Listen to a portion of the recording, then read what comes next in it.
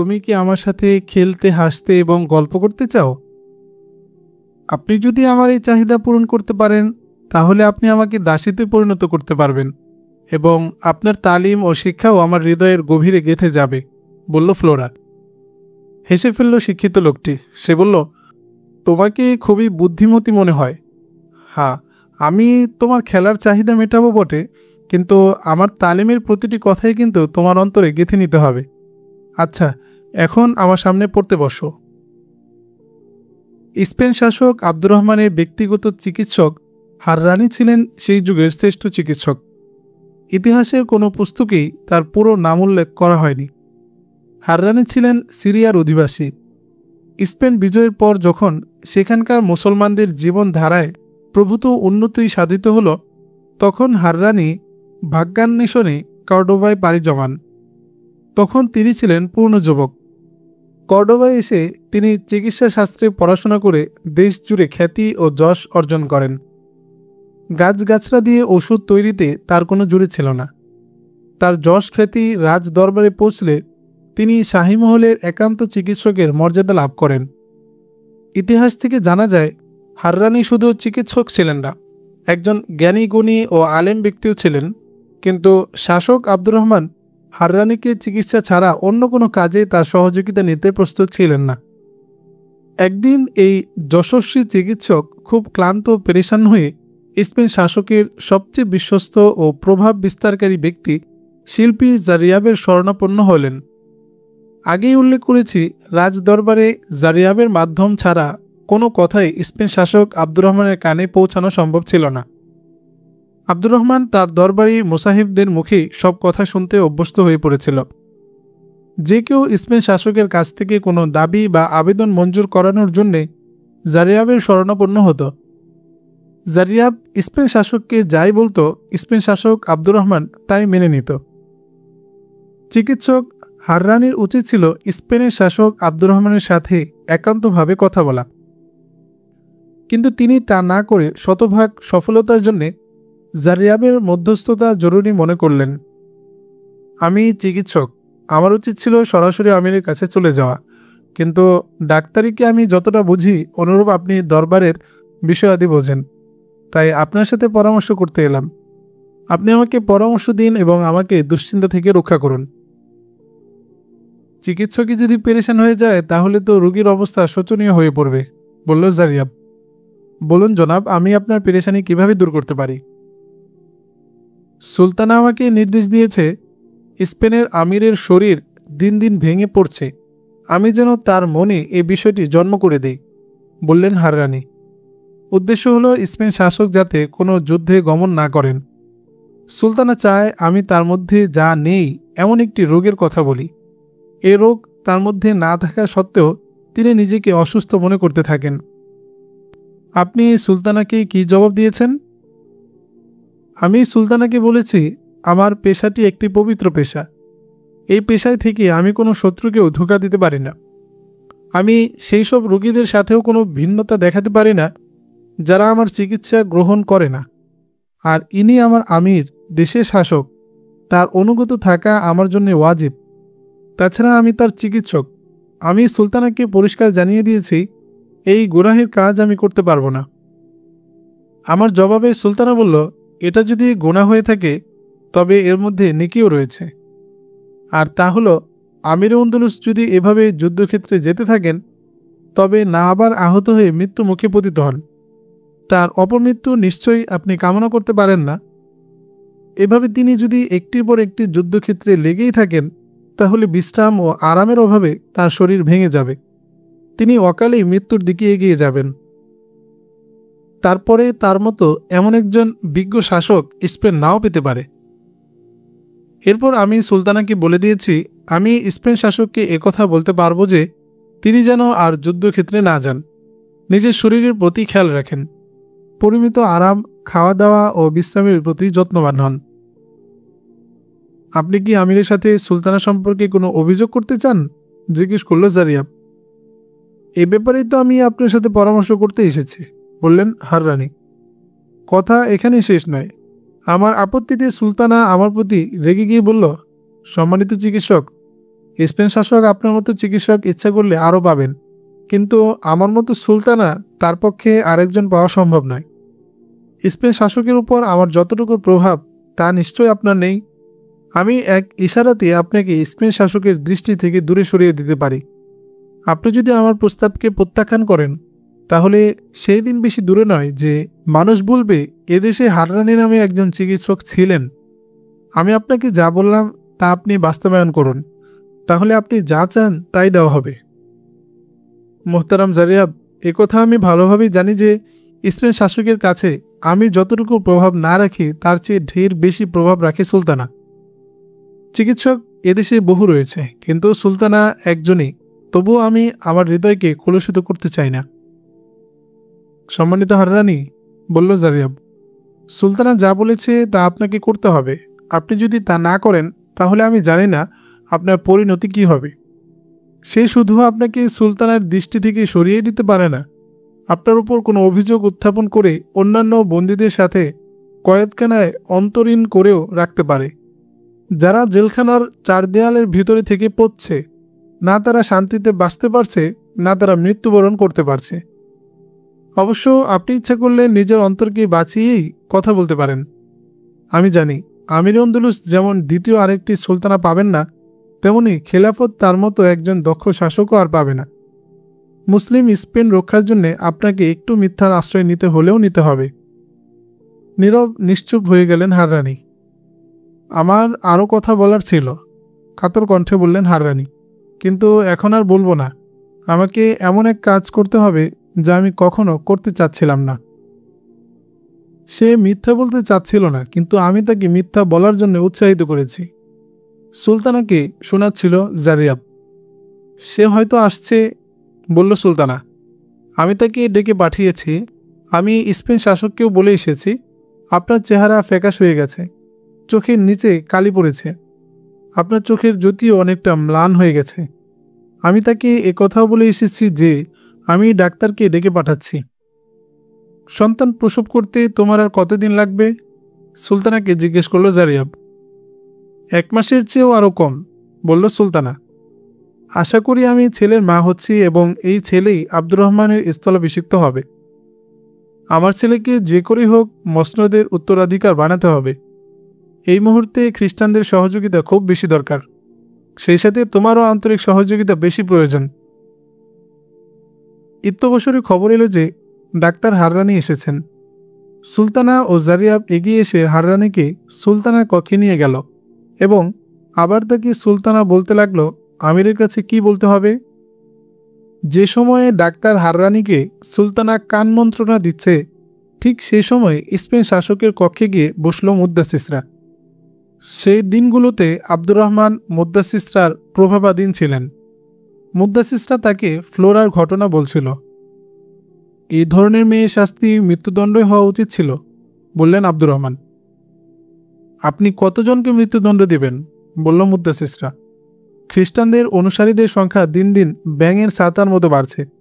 আপনাকে এই সমস্যার ব্যাপারটি নিজের নজরে নেওয়া উচিত। সেনাপতিরা যুদ্ধক্ষেত্রে লড়াই করতে পারে, কিন্তু সিদ্ধান্ত তো আপনাকেই দিতে হবে। এজন্য হয়তো আপনাকে ফ্রান্সে অভিযান চালাতে হতে পারে, কারণ ওখান থেকেই বিদ্রোহীরা আশকারা ও সহযোগিতা পেয়ে থাকে। এজন্যই তো আমার সব যুদ্ধ প্রস্তুতি, বললেন আব্দুর রহমান। আমি দেখেছি আপনি যুদ্ধে গেলে আপনার শরীর ও চেহারার আকর্ষণ আরও বেড়ে যায়, আপনার শরীর আরও ভালো দেখায়। মুদ্দাসিসরা তার চেহারার দিকে তাকিয়ে হেসে বলল, এখানে পড়ে থাকা আপনার স্বভাব পরিপন্থী।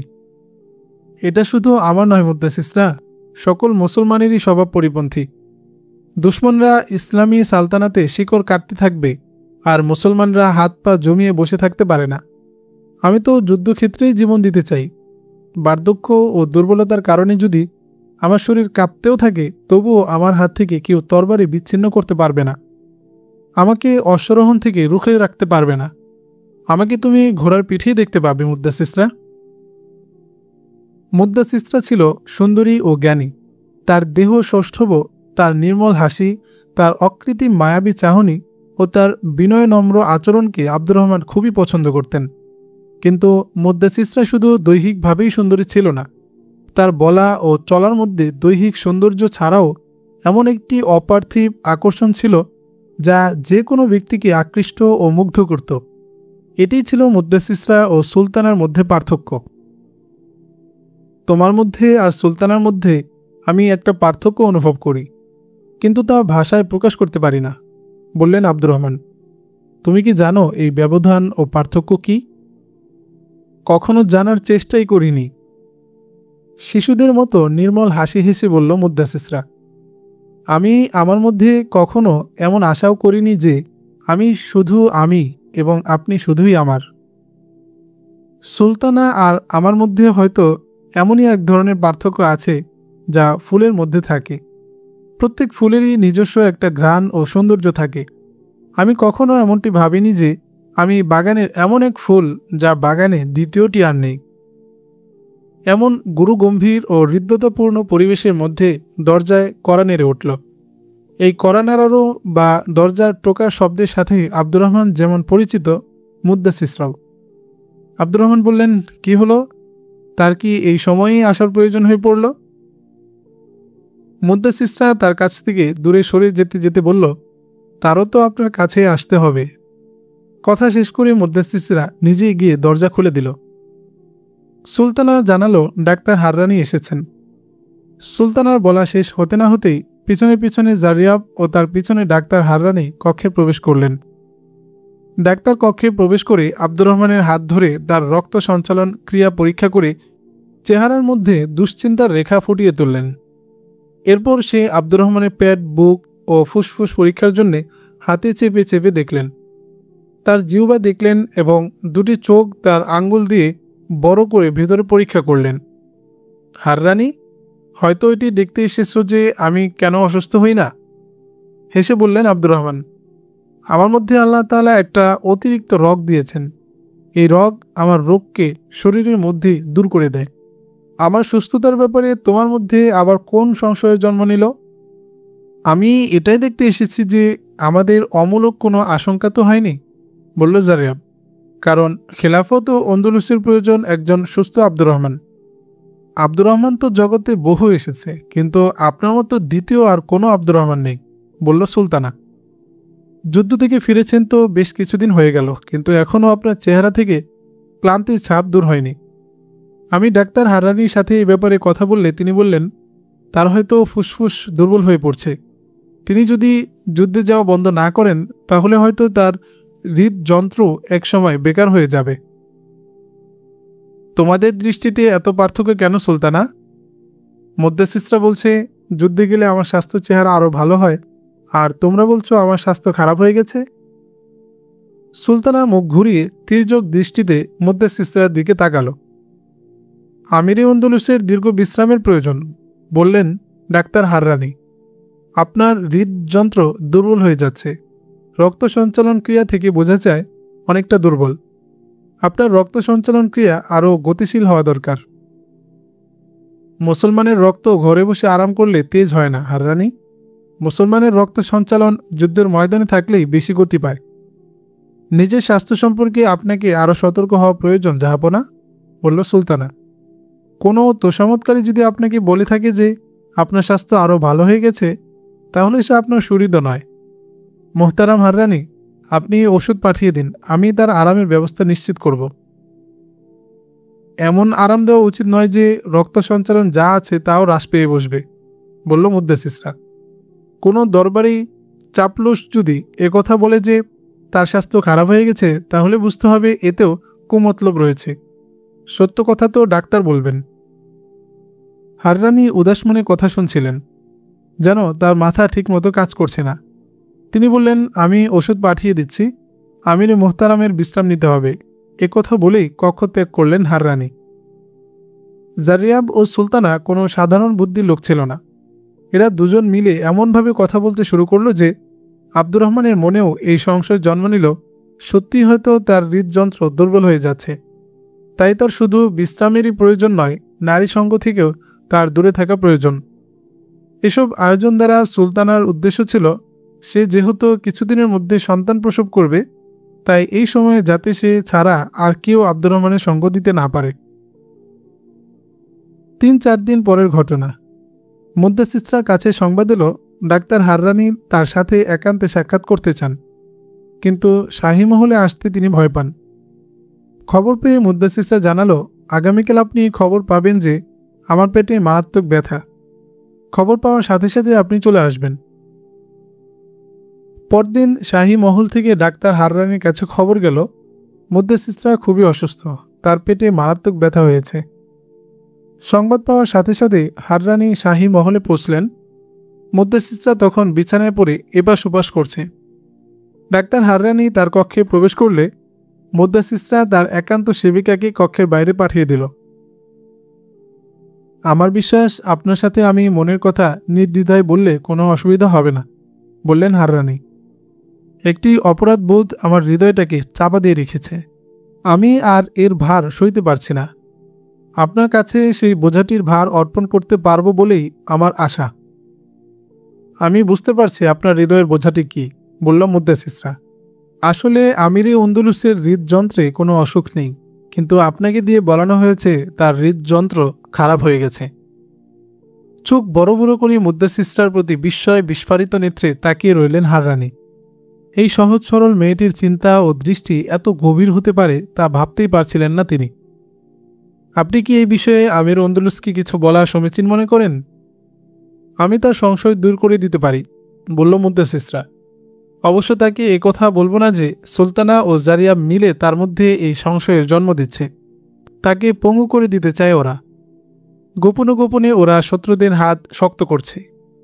আমি যদি তাকে একথা বলি তবে তিনি ওদেরকে এ ব্যাপারে জিজ্ঞেস করে বসবেন। তখন থেকে এরা আমার বিরুদ্ধে চতুর্দিক থেকে আক্রমণ শুরু করবে। আমিও ওদের আক্রমণ রোধ করতে তাদের পেছনে লেগে যাব। এর পরিণতি এই হবে যে আমি সব কিছু বাদ দিয়ে ওদের প্রতিরোধ ও প্রতিঘাতের পেছনে লিপ্ত হয়ে যাব। চক্রান্তের বিপরীতে আমাকেও চক্রান্তের আশ্রয় নিতে হবে। নিজের দৃষ্টি ও চিন্তাকে আমি এই কঙ্কীর্ণতার বেড়াজালে আটকাতে চাই না। আপনার মনের বোঝা আমার কাছে ব্যক্ত করে সঠিক কাজটি করেছেন। সেই সাথে আপনি ওদের কথা মতো কাজ করে ঠিকই করেছেন। না হয় ওরা আপনাকে কোন ষড়যন্ত্রে ফাঁসিয়ে দিত তা বলা যায় না।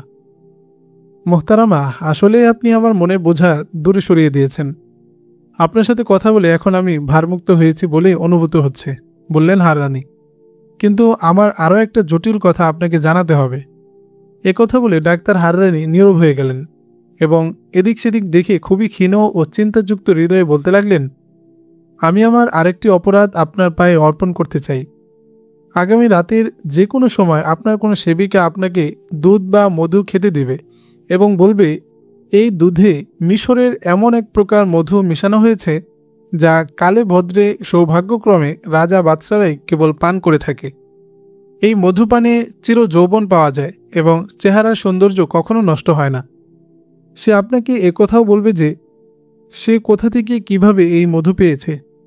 আপনি শাহেনশাহকে শুধু বলবেন, এই মধু যদি আস্তাবলের সবচেয়ে শক্তিশালী ঘোড়াকেও খাইয়ে দেওয়া হয় তাহলে সেটি মুহূর্তের মধ্যে বিষক্রিয়ায় মৃত্যুবরণ করবে।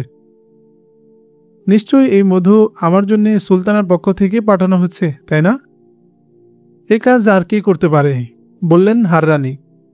সে আমাকে একথাও বলে দিয়েছে যে আপনি যদি এই বিষ আমাকে না দেন তাহলে এই বিষ আপনাকে নিজেই পান করাতে হবে। আচ্ছা, এখনও কি আপনি আমির আন্দলুসকে বিষয়টি অবহিত করবেন না? না, অবহিত করব না, হেসে বলল মুদ্দাসিসরা। একথা আমি যদি তাকে বলি তাহলে এই নাগিনী আপনাকে দংশন করবে। আপনি এখনও এই নাগিনীকে চিনতে পারেননি। ওর সৌন্দর্য, কথা ও চাল চলনে আপনার এই বিষের চেয়ে আরও মারাত্মক বিষ রয়েছে। আপনি কি বিষ ওকে দিয়ে দিয়েছেন? হ্যাঁ, দিয়ে দিয়েছি। মুদ্দাসিসরার কথায় খুবই সান্ত্বনা পেলেন হাররানি।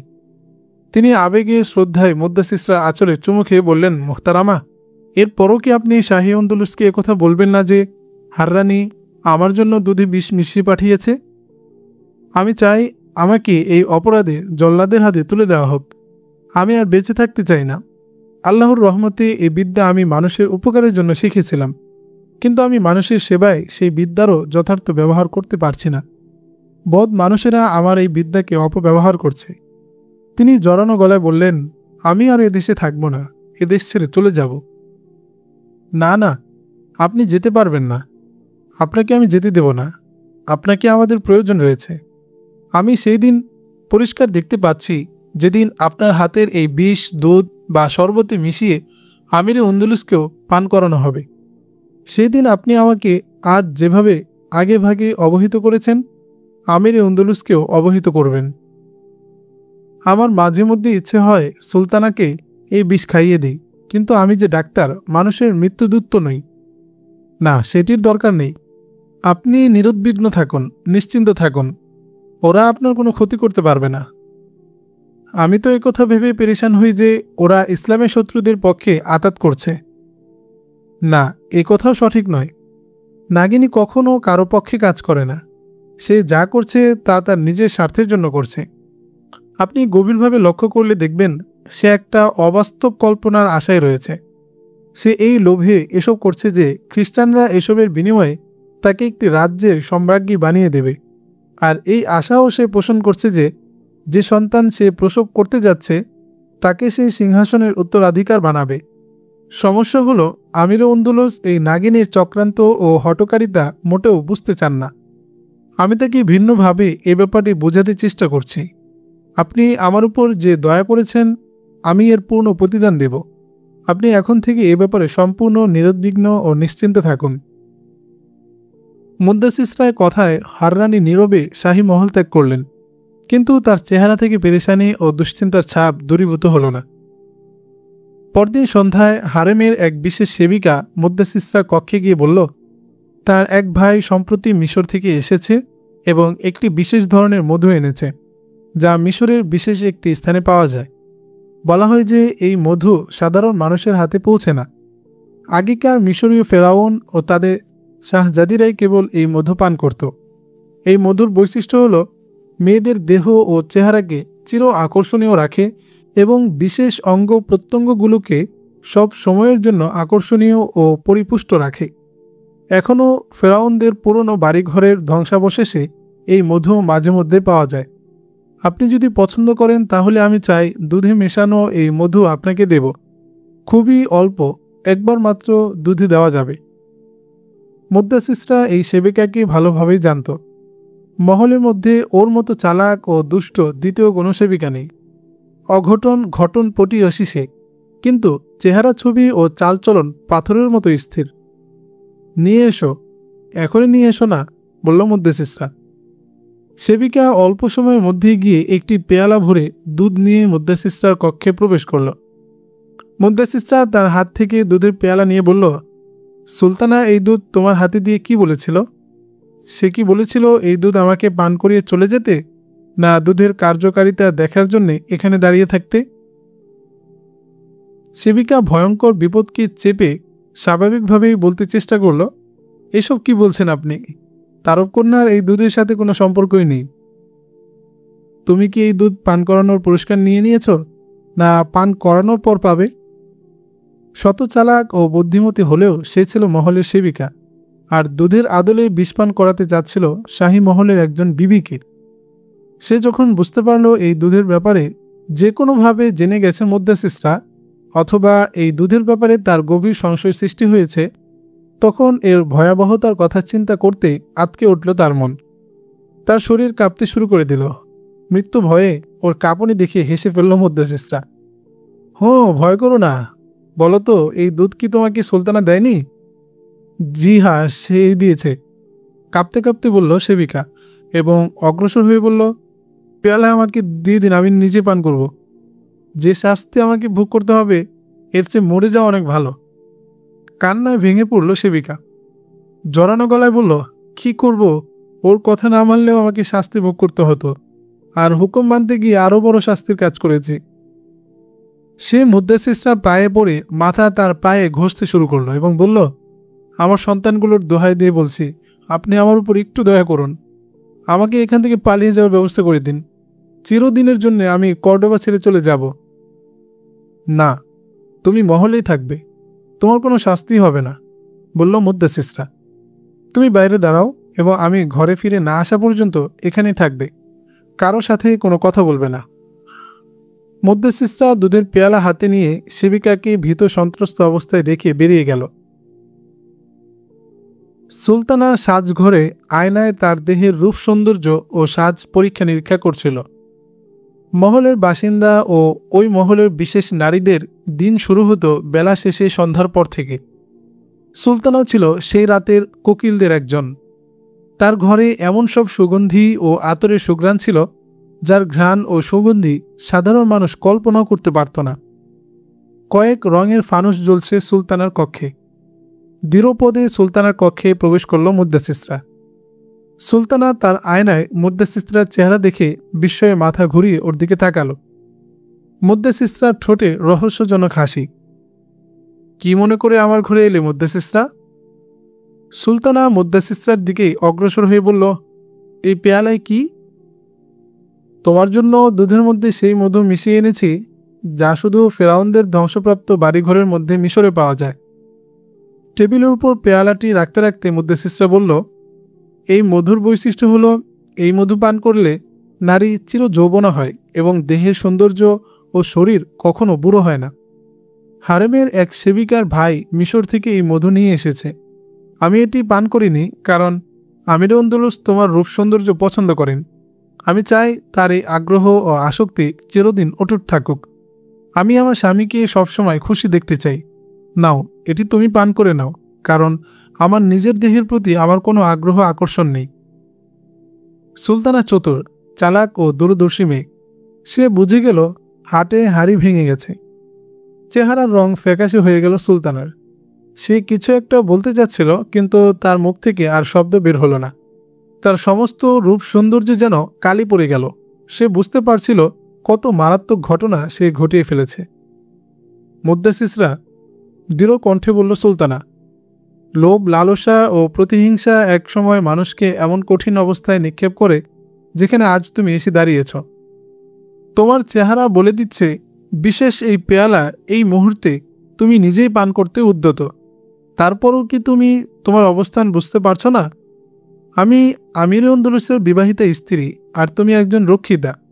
তুমি এমন এক অপরাধ করেছ যে অপরাধ তোমার স্বপ্ন, তোমার আশা আকাঙ্ক্ষা, তোমার ভাগ্য ও তোমার ভাবী সন্তানের ভবিষ্যৎকেও ধ্বংস করে দিয়েছে। মাথা চক্কর দিল সুলতানার। সে কিছুই ভেবে পাচ্ছিল না কি করবে এবং কি বলবে। ধপাস করে পালঙ্কের উপর বসে পড়ল এবং বিস্ফারিত দৃষ্টিতে মুদ্দাসিসরার প্রতি তাকিয়ে রইল। বলতো, এই বিষ কি তুমি পাঠাওনি? তুমি যার হাতে বিষ পাঠিয়েছ সে দীর্ঘদিন থেকে আমার সেবিকা। তার নিজের যেমন বেঁচে থাকার আকাঙ্ক্ষা আছে, তার সন্তান আদিকেও তো সে বাঁচিয়ে রাখতে চায়। তোমার পুরস্কারের লোভ, তোমার প্রভাব ও প্রতাপের ভয়ে সে তোমার কথা মানতে রাজি হয়েছিল। কিন্তু আমি ওর সাথে স্নেহ মমতায় দু কথা বলতেই ওর হৃদয়ে ভেসে উঠল কয়েকখানা যন্ত্রণা দগ্ধ জীবনের কথা, সারা জীবনের জন্যে যেখানে ওকে নিক্ষেপ করা হতো। মৃত্যুর হাতছানি তার চোখের সামনে ভেসে উঠল। তার সন্তানাদির চেহারা তখন তার হৃদয়ে মাতৃত্বের ঝড় সৃষ্টি করল। সে আমার পায়ে পড়ে ক্ষমা প্রার্থনা করতে লাগলো এবং এই বিষের গোটা কাহিনী জানালো। তুমি বলো, তোমার অবস্থান এখন কোথায় এবং কি হতে পারে? এখানকার কোনো সেবিকা, কোনো রক্ষিতার জন্যে কিংবা মহলের কোনো নারীর জন্যে শাহী খানদানের কাউকেও ধোকা দেয় না। আমি জানি সত্য বলার সৎসাহস এখন তোমার যেমন নেই, মিথ্যে বলেও তুমি পার পাবে না। আমি তোমার উপরই এর ফয়সালা ভার দিয়ে দিলাম। যদি চাও তাহলে আজ রাতেই তোমার জীবনের শেষ রাত হতে পারে, আর চাইলে তোমার জীবন বাঁচিয়েও দিতে পারি। আফসোস, তোমার এই রূপ শেষ পর্যন্ত কি কাজে লাগলো? পরিস্থিতির ভয়াবহতা আন্দাজ করতে পেরে সুলতানার কপাল ঘেমে ফোঁটা ফোঁটা ঘাম জমে গেল। তার সুন্দর চোখ দুটি লাল হয়ে গেল এবং দু চোখ দিয়ে অশ্রু গড়িয়ে পড়তে লাগল। হঠাৎ সে উঠে বিষের পেয়ালাটি হাতে নিয়ে বিধ্বস্ত কণ্ঠে বলল, আমি আর বেঁচে থাকতে চাই না। বিষের পেয়ালাটি সুলতানাকে মুখের দিকে নিতে দেখে মুদ্দাসিসরা এক হাত দরাজ করে সুলতানার মুখ বন্ধ করে দিল এবং অপর হাত দিয়ে তার হাত থেকে পেয়ালাটি কেড়ে নিয়ে রেখে দিল। তোমার এই কাজের অর্থ হবে আমি তোমাকে বিষপান করিয়েছি। অনন্যপায় হয়ে মুদ্দাসিসরার দুহাত ধরল সুলতানা এবং মুদ্দাসিসরার পায়ের কাছে হাঁটু গেড়ে বসে বলতে লাগলো, তুমি যদি শাহী খানদানের লোক হয়ে থাকো এবং আমার থেকে তুমি নিজেকে সত্যিই ভালো মনে করে থাকো, তাহলে এখন সেই উচ্চতার ও মর্যাদার প্রমাণ দাও। দয়া করে আমাকে ক্ষমা করে দাও। ঠিকই আমি তোমাকে বিষ খাওয়ানোর চেষ্টা করেছিলাম। তুমি যদি একথা শাহী আন্দলুসকে বলে দাও, তাহলে তিনি কি আমাকে জীবিত রাখবেন? জীবিত রাখবেন বটে, তবে কয়েদখানায়, বলল মুদ্দাসিসরা। কয়েদখানার সেই জায়গাটুকু হবে তোমার ঠিকানা, যেখানে রাতের বেলায় অসংখ্য পোকামাকড় বেরিয়ে এসে কয়েদিদের কামড়াতে থাকে। কয়েদিরা কখনো ঘুমাতে পারে না। মুদ্দাসিসরার দুপা জড়িয়ে ধরে সুলতানা কান্না শুরু করে দিল। আমি তোমাকে এই রাজমহলেই জীবিত থাকতে দেব সুলতানা, বলল মুদ্দাসিসরা, কারণ আমির আন্দলুসের তোমাকে খুব প্রয়োজন। যদিও আমার ধর্ম আমার এই অবস্থানকে গুনাহ হিসেবে চিহ্নিত করে, কিন্তু আমার মন শুধু আমাকে নিয়ে ব্যস্ত থাকে না। আমার চিন্তা, আমার দেমাগের মধ্যে সারা আন্দলুস, সারা জাতির কল্যাণের চিন্তা থাকে। উঠো, পালঙ্কে বসো। মুদ্দাসিসরার কথায় সুলতানা জানোয়ারের মতো শক্ত হয়ে পালঙ্কে বসে পড়ল। সুলতানার উদ্দেশ্যে মুদ্দাসিসরা বলতে লাগলো, শোনো সুলতানা, এই বিষের পেয়ালা ভেঙে যাবে, এই বিষ মাটি চুষে নেবে, এরপর বহু সময় অতীত হয়ে যাবে, কিন্তু তোমার এই অপরাধ মাটি শুষে নেবে না, সময়ও এটিকে ভুলিয়ে দিতে পারবে না। এই পেয়ালার বিষ সবসময় তোমার ঠোঁটেই লেগে থাকবে। যেখানেই তুমি অসতর্ক হবে, সেখানে গায়েবী শক্তি তোমাকে গলার ভিতরে এই বিষ ঢেলে দিবে। তোমার এই অপরাধ আমি হজম করে নিতে পারি, তবে আমার শর্তগুলো শুনে নাও। জীবনের কোনো এক সময়ে যদি তুমি কোনো একটি শর্তের খেলাফ করো, তাহলে বুঝতেই পারো পরিণতি কি হতে পারে। আমার প্রথম শর্ত হলো, খ্রিস্টানদের সাথে সব ধরনের সম্পর্ক ছিন্ন করবে। তোমার জেনে রাখা উচিত, তোমার মতো আমারও কিন্তু গোয়েন্দা রয়েছে, যারা আমাকে সব ধরনের সংবাদ সরবরাহ করে। তুমি যদি এই স্বপ্নে বিভোর হয়ে থাকো যে খ্রিস্টানরা তোমাকে একটি রাজ্যের সম্রাজ্ঞী বানিয়ে দেবে, তাহলে মন থেকেই সেই স্বপ্ন দূর করে দাও। বেঈমানদের কোনো চক্রান্তকারীদের সাথেই যেন তোমার কোনো ধরনের যোগাযোগ ও আতাত না থাকে। ইলুগাইস ও ইলিয়ারোকে মন থেকে বের করে দাও। হ্যাঁ, যদি এদের ধোঁকা দিতে পারো কিংবা ধরিয়ে দিতে পারো, তাহলে এদের সাথে সম্পর্ক রাখতে পারো। আমি তোমার সব শর্ত মেনে নেব, অনুরোধের সুরে বলল সুলতানা। কিন্তু শাহী আন্দলুসকে তুমি এই ঘটনা জানিও না। ঠিক আছে, তাকে কিছু বলবো না, কিন্তু এখন থেকে সুলতানের স্বাস্থ্য চেহারা সম্পর্কে কোনো কথা বলবে না, আর ডাক্তার হাররানির সাথে কোনো ধরনের কথা বলার চেষ্টা করবে না। শাহী কাজে এবং আমিরে আন্দলুসের সিদ্ধান্তে কোনো ধরনের দখল আন্দাজি করার অপচেষ্টা কখনো করবে না। নিজেকে একজন রক্ষিতার মতোই রাখবে, আর নিজের ধর্মের প্রতি শ্রদ্ধাশীল হতে চেষ্টা করো। জারিয়াবকে তোমার স্বার্থে ব্যবহার করা ছেড়ে দাও। কিন্তু মুদ্দাসিসরা, জারিয়াব যে আমার প্রেমে দিন দিন দেওয়ানা হয়ে পড়ছে। ঠিক আছে, তুমিও তার প্রেমের দিওয়ানি হয়ে যাও, তার প্রেমে নিজেকে বিলিয়ে দাও, কিন্তু শাহী আন্দলুসকে মহলের কয়েদি বানিয়ে রেখো না। সুলতানা, তোমার দৃষ্টি বর্তমানকে নিয়ে। তোমার বেঁচে থাকার অর্থ হলো আরাম আয়েশে মজে থাকা, কিন্তু আমার দৃষ্টি ভবিষ্যতের দিকে। নিজের নয়, জাতি ও মিল্লাতের কল্যাণের চিন্তা আমার মাথায়। আমি সেই দিনের প্রতি দৃষ্টি রাখছি যেদিনে আজকের ইতিহাস লেখা হবে। আমি সেই ইতিহাসকে আলোকোজ্জ্বল করতে চাই, যাতে ভবিষ্যৎ প্রজন্ম আমাদের কার্যক্রম দেখে তাদের ভবিষ্যৎ পথ নির্দেশ পেতে পারে। আমার কথা হয়তো তোমার বুঝে নাও আসতে পারে, কিন্তু তুমি বুদ্ধিমতী, আমার কথা বোঝার চেষ্টা করো। তোমার সব কথাই আমি বুঝতে পারছি মুদ্দাসিসরা, বলল সুলতানা। আমি তোমার সব শর্ত মেনে নিচ্ছি, কান্নাজড়িত কণ্ঠে বলল সুলতানা। আমি তোমাকে একথা বলছি না যে আমি ও আমার স্বামীর মধ্যে তুমি তৃতীয় ব্যক্তি হিসাবে না আসো। আমার কথা এই দেশের, এই জাতির ভবিষ্যৎ, এই চারতারা খচিত পতাকার ভবিষ্যৎ নিয়ে। যে পতাকা তোমার আমার বাসস্থানের উপর উড়ছে, যে পতাকা এদেশের গর্বিত সেনাবাহিনী বহন করে, সেই পতাকার মান রক্ষা নিয়ে কথা বলছি আমি। যাও সুলতানা, আজকের মতো তোমাকে ক্ষমা করে দিলাম। দুধের পেয়ালা হাতে নিয়ে সুলতানার কক্ষ থেকে বেরিয়ে এলো মুদ্দাসিসরা। রাতের অন্ধকারে একসময় সেই দুধের পেয়ালা ভেঙে গেল এবং বিষ মেশানো দুধ মাটি শুষে নিল। সুলতানার অবস্থা এখন তেমনই হয়ে গেল যেমনটি কোনো বিষাক্ত সাপের বিষ নিঃশেষ হয়ে গেলে হয়ে থাকে। আগের বাড়িতেই নজরবন্দি ফ্লোরা। সেই জ্ঞানী ব্যক্তি তাকে ধর্মীয় তালিম দেওয়ার জন্য রীতিমতো তার কাছে আসতে লাগল। দিন যতই যেতে লাগলো, ফ্লোরাকে তালিমদানকারী জ্ঞানী লোকটি তালিমের সময় বাড়াতে লাগল। সে ধীরে ধীরে ফ্লোরার কাছে বেশি সময় কাটাতে লাগল। ফ্লোরা তার এই ওস্তাদের কাছে নিজেকে মেলে ধরল। দু একদিন তাকে শুনিয়ে দিল, আপনি আসতে দেরি হলে আপনার অপেক্ষায় আমার মাথা ব্যথা করতে থাকে, আমার চোখ জ্বলতে শুরু করে। আপনার স্থানে যদি অন্য কেউ হতো, তাহলে আমি আর কখনো কথাই বলতাম না।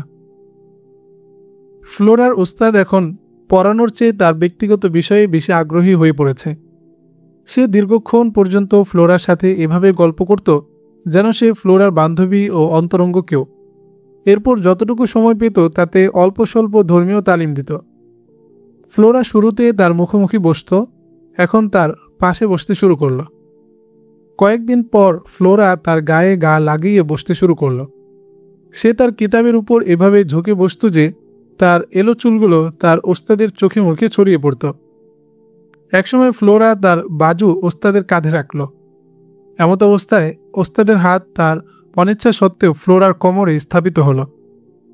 ফ্লোরা ওস্তাদের স্পর্শে তার দিকে তাকিয়ে এভাবে একটি মুচকি হাসি দিল যে তার অনেক দিনের বাসনা তিনি পূর্ণ করেছেন, তার তৃষ্ণার্ত হৃদয়ে পানি সিঞ্চন করেছেন। আপনি আমাকে বলেন মনের মধ্যে আল্লাহর মহাব্বত পয়দা করতে, কিন্তু আমার মন তো আপনার মহাব্বতের জন্য তরফাতে থাকে। এটা গুনাহ না তো? বলল ফ্লোরা। না না, গুনাহ হবে কেন? বলল ওস্তাদ। ফ্লোরা তার কোমল তুলতুলে গণ্ড ওস্তাদের গণ্ডদ্বয়ের সাথে স্পর্শ করল এবং একটু দূরে সরে গেল। ফ্লোরার শরীরের স্পর্শে ওস্তাদ ভুলে গেল তার কর্তব্য ও দায়িত্বের কথা, কারণ ফ্লোরা তার মধ্যেকার সুপ্ত আগুন জ্বালিয়ে দিয়েছে।